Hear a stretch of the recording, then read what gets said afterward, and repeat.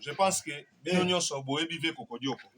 je suis surpris à comment on a imaginé na Facebook ne comment amoni na wangu précisément na ipen précisément na wangu a filmer na terrain basket.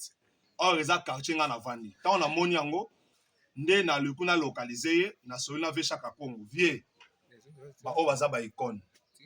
Un moto ka Sony. Ba icône na moko to ka Sony tala.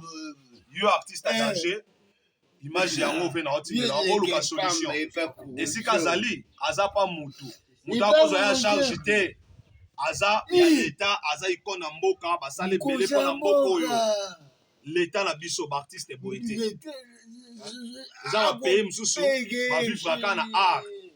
Peso matsamboka biso kaka botala minéré tout ça o eza ba valeur ya on négligé te. Peu importe malade pe mutu et bouger ba traita kaé.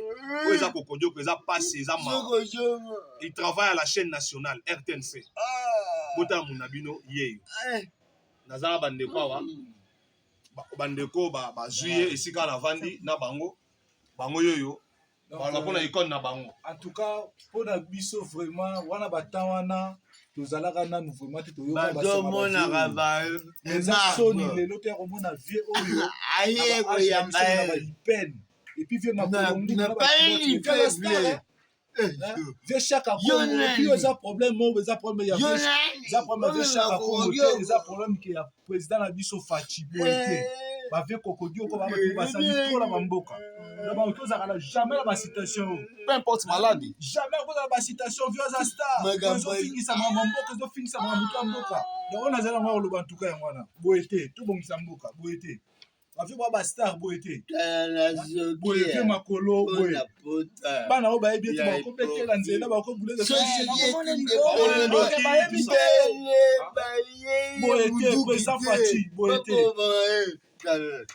comment ça va le bail moi na Boité comment le artiste baba artiste aza image en mboka ce sont des personnes ressourcées importantes pour relayer vos messages vous araba la bino ba kondi bo benga ba artiste baso relayer ba message na bino pezo ke ne monde ati ezoyoka mais tina niveau en tout cas c'est honte peu importe maladie to Boité ezwaka mutu mais suivi les artistes ne sont pas encadrés les artistes ne sont pas soutenus.